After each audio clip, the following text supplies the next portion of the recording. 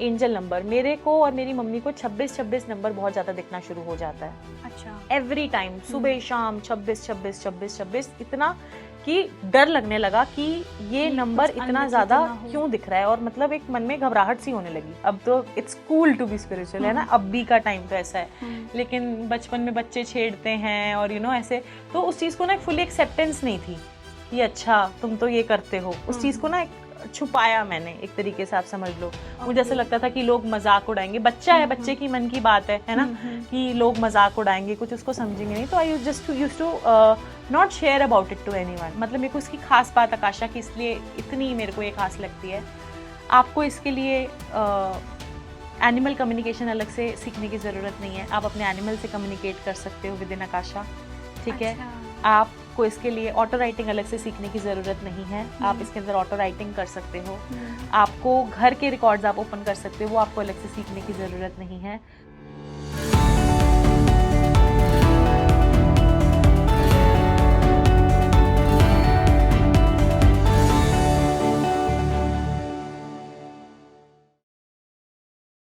Hello everyone, नमस्कार। मैं हूँ आंचल वर्मा और आज हमारे साथ है सर्टिफाइड हिप्नोथेरेपिस्ट रेशम काम्बोज। रेशम, आपका बहुत बहुत स्वागत है। Thank you. क्या आपको बचपन से ही एनर्जीज दिखती थी या फिर एक टाइम के आने के बाद आपने उन एनर्जीज को फील करना शुरू किया है? कैसी आपकी ये शुरुआत हुई? मेरी जो स्पिरिचुअल जर्नी है, आई फील ये पास्ट लाइफ से कैरी होती है, लेकिन आपका जब ये जन्म होता है तो इसके अंदर कुछ ना कुछ एक इवेंट होता है जिससे आपका इस लाइफ का स्पिरिचुअल जर्नी एक्टिवेट हो जाता है। इन अ सेंस उस पर ज़्यादा आपका फोकस चला जाता है, उस पर आपका ध्यान चला जाता है, और हर साल इस तरीके के अलग अलग इवेंट्स होंगे, और जब आप रेडी लगोगे ना आपकी स्पिरिचुअल जर्नी के अंदर, तब वो डिविनिटी जो है आपसे कनेक्ट कर लेगी। अच्छा। तो बचपन से एक स्पिरिचुअल जो है इन अ वे माहौल तो देखा ही था, लेकिन was too cool to be spiritual. जैसे अब तो it's cool to be spiritual है ना, अब भी का टाइम तो ऐसा है, लेकिन बचपन में बच्चे छेड़ते हैं और ऐसे, तो उस चीज़ को ना एक फुली एक्सेप्टेंस नहीं थी कि अच्छा तुम तो ये करते हो। उस चीज़ को ना एक छुपाया मैंने एक तरीके से, आप समझ लो। मुझे ऐसा लगता था कि लोग मजाक उड़ाएंगे, बच्चा है, बच्चे की मन की बात है ना, कि लोग मजाक उड़ाएंगे, कुछ उसको समझेंगे नहीं, तो I just used to not share about it to anyone, as an I used to cover this as an identity, कि मुझे इस तरीके की चीज़ें फील होती हैं, महसूस होती हैं। मुझे ऐसा लगता था कि लोग मुझे जज करेंगे या मेरा मजाक उड़ाएंगे या बिलीव नहीं करेंगे, तो ये वाला मेरे उसमें पार्ट था। मेरी जो मम्मा हैं वो भी इसके अंदर हैं, उन्होंने आई थिंक उनको 26-27 नहीं 26 साल तो उनको हो गए हैं इसमें, रेकी हीलिंग में। रेकी हीलिंग करते हुए उनको 26 साल हो गए हैं, क्योंकि और मैं भी बहुत ज़्यादा छोटी थी, आई थिंक मैं 4-5 साल की थी जब उन्होंने मेरे को रेकी के लिए अट्यून करा था। इतने छोटे बच्चे को रेकी के लिए अट्यूनमेंट करा था, और मैं अपनी नानी को रेकी हीलिंग देती थी। अच्छा। हाँ। तो मेरी मम्मा ने मेरी नानी को भी अट्यून करा था रेकी से, तो दिस इज लाइक कि चल रहा था, बट नॉट एज की उसको फुल टाइम करने है ना, इस चीज़ को एक हम फुल टाइम कर रहे हैं, अपनी बाकी की पढ़ाई करी, अपना सब कुछ करा, लेकिन साथ साथ ये कि जैसे रेलवे स्टेशन पे गई तो कोई एक बुक थी हस्तरेखा की हो गई है ना, या कोई एस्ट्रोलॉजी की बुक हो गई, तो उसमें बड़ा इंटरेस्ट आता था, या कुछ स्पिरिट रिलेटेड कुछ हो गया तो उसमें बड़ा इंटरेस्ट आता था। बट समवेयर एक ये था कि इसके अंदर बच्चों को थोड़ा हम दूर रखते हैं कि उनके मानसिक उस पर फर्क नहीं पड़े, या इस तरीके से नहीं पड़े। तो मम्मा भी बोलती थी इतना इसके अंदर अभी मत जाओ, अभी अपनी पढ़ाई पे फोकस करो, इस तरीके से रखो। जब मैं अपने कॉलेज के अंदर गई, मैंने एक फ्ली मार्केट थी, उससे मैंने एक जो है बुक परचेज करी, जो कि अगेन टैरो की ही थी। तो उसके बाद मैं और डीप उसके अंदर जो है जाती चली गई। मेरे से जिन मेरे साथ के उनको पता था, स्टूडेंट्स को, वो मेरे से जो है रीडिंग्स करवाते थे। एंड धीरे धीरे कर जो है इस चीज़ को एक छुपा के, एक पता नहीं बाहर नहीं एक इस चीज़ को करा कभी फुली, इस चीज़ की एक्सेप्टेंस के अंदर मैं नहीं आई, क्योंकि मुझे ऐसा लगता था कि अगेन डिसबिलीफ होगा लोगों का, है ना, कि लोग क्या कहेंगे, वो वाली बात थी।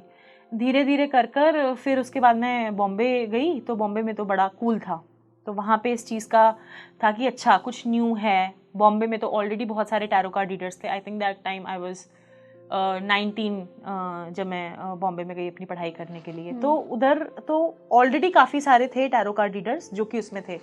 तो वहाँ पे मैं एक एग्जीबिशन में गई थी, मैं अपनी रीडिंग कराने गई थी, और उन्होंने मेरे को ये बात बोली थी कि आप अपनी स्पिरिचुअल जर्नी के अंदर बहुत अच्छा करेंगे। अच्छा। और मैं उस टाइम पे पढ़ाई कर रही थी फैशन की, तो मुझे उस टाइम पे ये लगा कि हाँ ये हो सकती है ये चीज़। बट फिर भी जैसे कभी किसी की कर दी रीडिंग, कभी नहीं करी, बट धीरे धीरे कर ना जब लगा कि एक अच्छी इसके अंदर एक एक्स्ट्रा मेरी प्रैक्टिस भी हो जाएगी और थोड़ी सी इनकम भी हो जाएगी इससे, तो एक एज अ स्टूडेंट आपको एक और मोटिवेशन उससे मिल जाता है, तो फिर मैं उस चीज़ को करने लगी। पर बहुत बड़ी शुरुआत मेरी इसकी तब हुई जब मैं अब्रॉड गई थी, अपनी जॉब की ट्रेनिंग के लिए गई थी। तो वहाँ पे मेरी एक हाउसकीपिंग थी जीनिया, इन अ वे उन्होंने मेरे को बहुत नॉलेज दी स्पिरिचुअलिटी को लेकर। वो एक टैरो कार्ड रीडर थी और काफ़ी चीज़ों में बहुत ज़्यादा एक्सपर्ट थी, स्पिरिट के लिए, मीडियम के लिए, और उनको बहुत ज़्यादा सिंबल्स वगैरह की बहुत अच्छी नॉलेज थी। पर वो हाउसकीपिंग थी, जैसे कि वो वहाँ पे हर कोई अलग अलग कामों में भी होता है और इन चीज़ों अलग अलग सब कुछ कर रहे होते हैं, दो दो चीज़ें कर रहे होते हैं। तो उनके साथ बैठकर बात कर कर मुझे ऐसा लगता था कि मुझे ना कोई मैं सेम लेवल पे किसी से बात कर पा रही हूँ। एक होता है ना सोल लेवल पे कि कोई मुझे समझ रहा है कि हाँ मुझे ऐसी चीज़ें फील होती हैं, वो बोल रही है मुझे भी ऐसी चीज़ें फील होती हैं, ऐसा होता है, वो बोल रही है वो भी ऐसा होता है। तो मेरे को ना एक ट्रस्ट और उस चीज़ पे जो है बिल्डअप होता चला गया। फिर वहाँ पे तो इट वाज अ हिट। मैं बहुत लोगों की उस टाइम पे मैंने रीडिंग्स करी हैं, इवन जो मेरे कुछ फॉरेनर कॉलीग्स थे उनकी भी मैंने रीडिंग्स करी हैं, और उनको वो एक्यूरेसी होती थी। तो वहाँ पे थोड़ा यूरोस के अंदर भी एक्स्ट्रा जो है वहाँ पे अर्निंग हो गई। तो ये चीज़ ना थोड़ी एलिवेट हो गई, और इसमें और एक खुशी का जो फैक्टर है और थोड़ा सा ऐड हो गया। जब मैं वापस आई तो मुझे एक अच्छा प्रोजेक्ट मिला काम के अंदर, एंड मेरे को लगा कि नहीं यही करती हूँ अभी, जिसकी इतनी साल इतनी मेहनत कर कर पढ़ाई कर रही हूँ। तो एक इस तरीके से चलता रहा। एक इंट्यूशन आ रही थी कि नानी को कुछ हो रहा है, ठीक है। अच्छा। उस टाइम पे है ना कि, और सच में मैं आपको बताऊं उस टाइम पे मैं एक दूसरे सिटी के अंदर थी और बहुत सारे कुछ ऐसे सरकमस्टांसेस थे जिसकी वजह से मैं नहीं जा पाई अपनी नानी के पास। और मेरे को पता नहीं था कि शी गॉट एक्सपायर्ड, मुझे बताया ही नहीं गया। मेरा एक बहुत ही कोई एक इम्पॉर्टेंट इवेंट उस दिन था, तो मेरे को नहीं इन्फॉर्म करा गया कि ऐसा ऐसा इवेंट हो गया है घर के अंदर। एंड मेरे कज़न ब्रदर ने मेरे को फ़ोन कर कर ये बताया, एंड वो एक झटका आया मेरी लाइफ के अंदर कि मेरे को मेरी जो नानी है वो हर जगह दिखने लगी। सुनने के बाद ये खबर सुनने के बाद नहीं, तभी मतलब तभी बता दिया था उन्होंने, आफ्टर फ्यू आवर्स ऑफ वो उन्होंने मेरे को बता दिया था। इस गिल्ट में मेरे को लगता था कि इस गिल्ट में दिख रही हैं क्योंकि मैं नहीं जा पाई उनके संस्कार में, नहीं जा पाई, मुझे इस गिल्ट में दिख रही हैं, पर वो एक्चुअली में मुझे दिख रही थी। एंड आज की डेट में वो मेरी गार्जियन एंजल हैं, ठीक है। मेरी हर किताब, हर डॉक्यूमेंट जो मैंने लिखा है, हर किताब जो भी मैंने चीज़ें अपनी लाइफ में लिखी हैं, तो माँ काली का, उनका और मेरे साईं बाबा का नाम हर जगह होता है उनका। अच्छा। क्योंकि she is in living my guardian angel. तो मेरी एक स्पिरिचुअल जर्नी ना, जब किसी को खोने के बाद आपको एक और ज़्यादा, तो मेरे को ऐसा लगता है कि उनकी भी जो स्पिरिचुअल एनर्जीज थी वो इन अ वे पास ऑन हुई मेरे अंदर, मेरी लाइफ की ब्लेसिंग्स के अंदर। फिर एक और बहुत बड़ा इवेंट आता है मेरी लाइफ के अंदर। मुझे एंजल नंबर उन्होंने पूछा मुझसे, अभी तमन्ना ने जो पूछा था, एंजल नंबर मेरे को और मेरी मम्मी को 26 नंबर बहुत ज़्यादा दिखना शुरू हो जाता है। अच्छा। एवरी टाइम, सुबह शाम 26 इतना कि डर लगने लगा कि ये नंबर इतना ज़्यादा क्यों दिख रहा है, और मतलब एक मन में घबराहट सी होने लगी कि इतना ज़्यादा एक नंबर मुझे क्यों दिख रहा है, ठीक है। तो मेरी मतलब उस टाइम पे आई वाज एक्सपेक्टिंग, मतलब मेरा बेबी होने वाला था। तो ऐसा लगा कि शायद जो है इसका बर्थडे 26 को हो जाए, मतलब जो मेरी बेटी मतलब जो बेबी होने वाला है उस टाइम पे। तो 26 अक्टूबर को मेरा बर्थडे आता है, ठीक है। सेम डे पे, what are the odds, same day पे my daughter took birth, she came in my life, and what are the odds of having. उस दिन उससे एक दिन पहले मेरी गायनों ने बोल दिया था कि अब रेशम आपका ना हमें शायद सी सेक्शन करना पड़ेगा, क्योंकि अब जो है EDD बिल्कुल आ गई है एंड इस तरीके का कुछ हो सकता है। तो मुझे अब कुछ लोगों को ये लगेगा कि शायद अपने बर्थडे पे प्लान करवा के करवाया, लेकिन आप बिलीव करो इस चीज को, सेम दिन जिस टाइम पे ऑपरेशन हो रहा है, सेम टाइम पे the baby past meconium in my stomach, meconium which means the potty in the stomach. तो वो जब हुआ है तब उस मीन्स उसका मतलब तो है डिलीवरी करनी ही पड़ेगी, ठीक है, इमरजेंसी हाँ, चाहे ऐसे होती डिलीवरी चाहे वैसे होती, उसकी 26 को ही उसको मेरी लाइफ के अंदर आना था। The day she came into my life and she was my past life mother, जो मुझे बाद में मैं I took into the readings and everything. And पूरी प्रेगनेंसी के अंदर I have been reading about Lord Buddha, about spirituality, about everything. She came in my life and I can't tell you, I started like मेरी spiritual journey शुरू हो गई उस दिन से। And एक अलग लेवल पे spiritual journey तो पहले से ही थी, लेकिन जिसको बोलते हैं ना एक totally transformation 360 degree of my life, कि अब और कोई काम करना ही नहीं है आपने, अब आपने यही करना है। तो वो वाला she just transformed my life and वो 40 days की थी। तब से मैंने क्या नहीं सीखा, क्या नहीं करा स्पिरिचुअल जर्नी के अंदर। And there are so many things which I have not even taught her, you know the spiritually जो चीजें हैं, बट बोलते हैं ना कुछ चीजें child learns from the mothers, हाँ, मदर के वूम से जो चाइल्ड सीख कर आता है, एंड कुछ चीजें मैं उससे सीखती हूँ जो कि पास्ट लाइफ से कनेक्टेड हैं।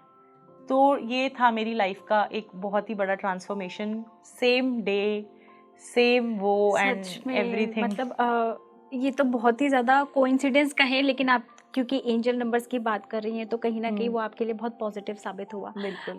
कभी आपने अपना आकाशिक रिकॉर्ड देखा है? उसमें आपने अपने पास्ट जन्म में क्या थी, आप क्या देखा? हमारे मल्टीपल पास्ट लाइफ्स होते हैं, मल्टीपल पास्ट जन्म होते हैं, और हम किस सिचुएशन पे अपना देखेंगे। जैसे अब मैं ये देख सकती हूँ मेरी डॉटर के साथ क्या कनेक्शन है ना, उनके साथ मेरा क्या है, मेरी लाइफ में कोई सफरिंग है तो उसका क्या रीज़न है, मेरी मोस्ट पावरफुल पास्ट लाइफ क्या है। तो ऐसे मैंने ये सारे क्वेश्चंस चेक करे हैं, क्योंकि मतलब अगर खुद ही के लिए नहीं देख पाओ तो फिर क्या बात है।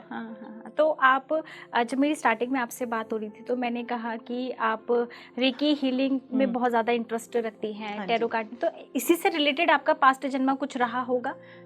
मेरा जो सबसे पुराना मैंने जन्म देखा है उसमें आई वॉज एन ऑरेकल इन अ वे कि एक एलियन एक लेडी है, एक तरीके से समझ लीजिए, जो पूरे एक प्रजा जैसा है एलियंस का, और उनको वो भविष्य या क्या होने वाला है उस तरीके की चीज़ों को प्रिडिक्ट करती है। वो उसका जेंडर भी नहीं दिखा था, इनफैक्ट वो मेल फीमेल फेमिनाइन एनर्जी थी, बट जेंडर भी नहीं समझ आ रहा था उस क्रीचर का कि उसका जेंडर क्या होगा। तो वो एक लाइफ टाइम देखी, मोस्ट मिजरेबल लाइफ टाइम देखी अपनी, जिसके अंदर मैं सबसे मिजरेबल स्टेट के अंदर थी। अपने कुछ स्पिरिचुअल लाइफ में हमें ऐसे स्टूडेंट्स मिलते हैं जो बहुत खास हो जाते हैं, है ना, उनके साथ अपने कनेक्शंस देखे, और कुछ रिश्तों के फ्रेंड्स के साथ अपने कनेक्शन देखे। कुछ लोगों के इंटेंशंस आप बहुत अच्छे से जान सकते हो, और ये सीरियसली इतनी ब्यूटीफुल मोडालिटी है। अगर किसी को स्पिरिचुअलिटी में इंटरेस्ट है और वो इसको सीखे, इसके अंदर ना, मतलब मेरे को इसकी खास बात आकाशा की इसलिए इतनी मेरे को ये खास लगती है, आपको इसके लिए एनिमल कम्युनिकेशन अलग से सीखने की ज़रूरत नहीं है। आप अपने एनिमल से कम्युनिकेट कर सकते हो विद इन आकाशा, ठीक है। आपको इसके लिए ऑटो राइटिंग अलग से सीखने की ज़रूरत नहीं है, आप इसके अंदर ऑटो राइटिंग कर सकते हो। आपको घर के रिकॉर्ड्स आप ओपन कर सकते हो, वो आपको अलग से सीखने की ज़रूरत नहीं है। अगर आप अपने पास्ट लाइफ में कुछ आप टैलेंट रखते थे, डांसर थे, किक बॉक्सिंग करते थे, या जो भी आपका पास्ट लाइफ का टैलेंट है, वो इस आकाशा के अंदर आप उसको रीचैनलाइज कर सकते हो। उसको डिसीज लव्ड वन से आप कम्युनिकेट कर सकते हो। Past, present and future life के लिए आप जो है गाइडेंस ले सकते हो। एंड बहुत सारी मतलब अनगिनत चीज़ें हैं जो आकाशिक से, it is not only about communicating to the dead. बहुत सारे लोग जो है, खासकर यूथ जो है, वो ये सीखना चाहता है, तो आप उनको क्या गाइड करना चाहेंगे? बहुत ही ब्यूटीफुल मोडालिटी है आकाशिक। अगर आपके मन में ट्रस्ट है, विश्वास है, और अगर आप डरते नहीं हैं, क्योंकि देखिए इसमें है फियर नॉट, रेजिस्ट नॉट, जज नॉट, और मैं इसको काफ़ी सालों से सिखा रही हूँ इस मोडालिटी को। एंड मेरे को बहुत विश्वास है आकाशा पे, मेरे को बहुत बहुत विश्वास है आकाशा पे। एंड ये एक ऐसी ट्रांसफॉर्मिंग चीज़ है, क्योंकि जितनी बार आप अपना आकाशिक रिकॉर्ड्स ओपन करते हो उतनी बार आप हील होते हो। और ये बहुत ही एक अद्भुत एक्सपीरियंस है। अगर आप अपनी लाइफ में आकाशिक रिकॉर्ड्स नहीं सीखें तो एक बारी आकाशिक रिकॉर्ड्स रीडिंग तो आप एक्सपीरियंस कर सकते हैं। तो जो भी आपकी कोई भी प्रॉब्लम का रीज़न या किसी ब्लेसिंग का रीज़न या कोई भी चीज़ जो आप जानना चाहते हैं वो जान सकते हैं, और गाइडेंस भी मिलती है, उसकी रेमेडीज एंड सॉल्यूशंस भी पता चलते हैं। बहुत सारे चीज़ों पर बात हुई है, बहुत डिटेल में बात हुई है। क्या लोग सीख सकते हैं, अगर इसी बारे में बात करें, अगर वो आकाशिक रिकॉर्ड सीखना चाहते हैं, क्योंकि बहुत सारे लोगों के सवाल मैंने पूछे, मैम कैसे हम लोग इस कोर्स को कर सकते हैं, क्या ये टोटली सेफ है?